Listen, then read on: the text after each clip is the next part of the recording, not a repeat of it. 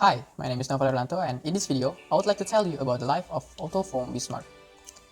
Otto von Bismarck was a German statesman who is famously known as the Iron Chancellor in 1871. He was born on 1 April 1815 in Schönhausen, northwest of Berlin.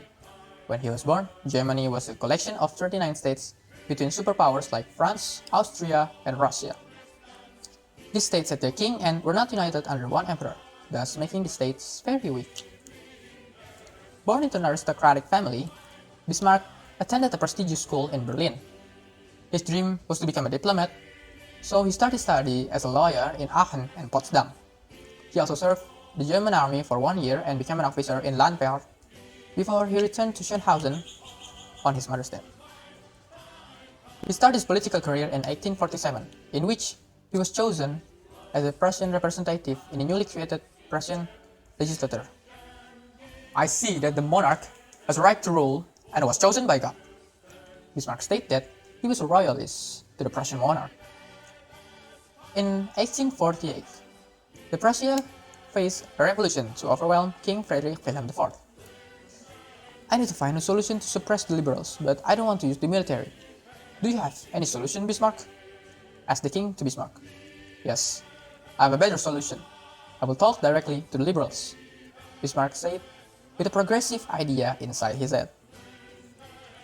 Dear fellow liberals, I know that you desire to create a democratic German nation, but I have a better solution. I promise you that I will unify Prussia with other German states into one single nation state.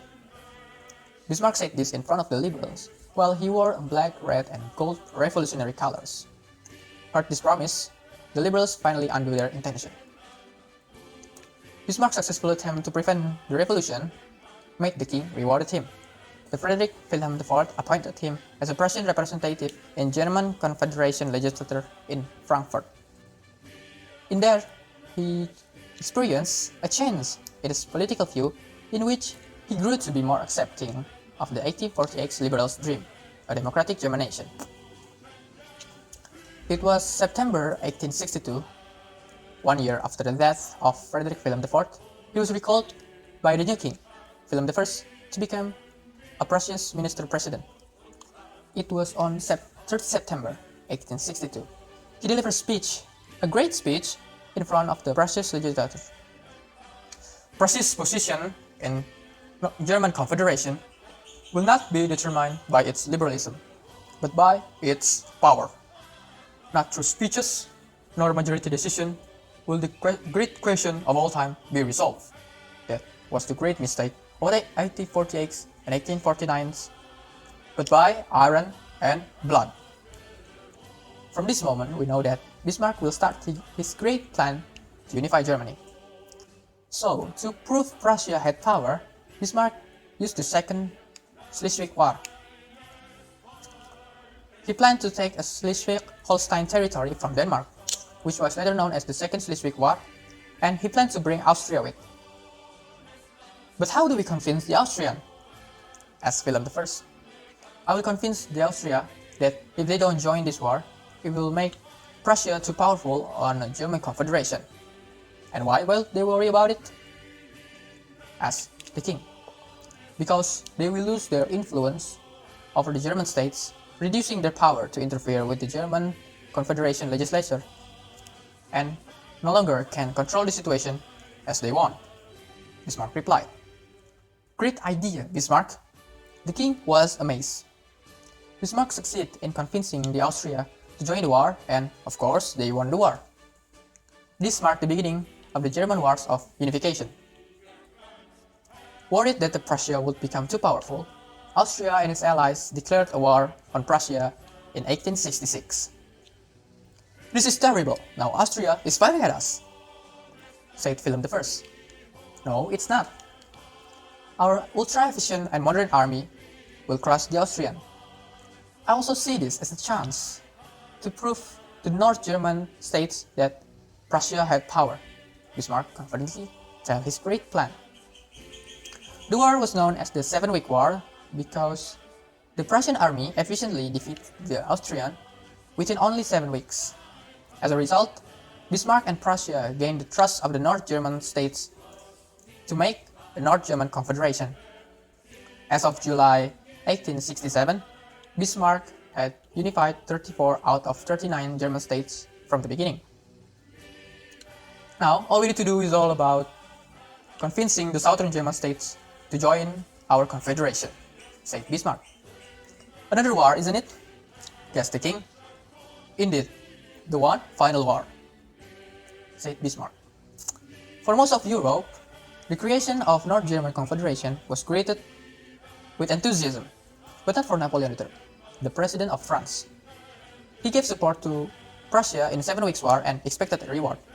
He planned to annex Luxembourg, but Bismarck stopped it. This resulted in France declaring a war on Prussia. This is your war, not ours, and we don't want to be involved in your wars, but we're worried that the French army will march through our territories. The southern German states are worried. Our army will give you protection under one condition: join our German Empire. Bismarck made a condition with the southern German states, and luckily the southern German states agreed with this and joined the German Empire. With this newly powerful kingdom, Bismarck managed to defeat France in Franco-Prussian War in 1870, even laying siege in Paris. On 18 January 1871, the proclamation of German Empire was held at the Palace of Versailles. I decided that I will only be a king, not an emperor, said Wilhelm I.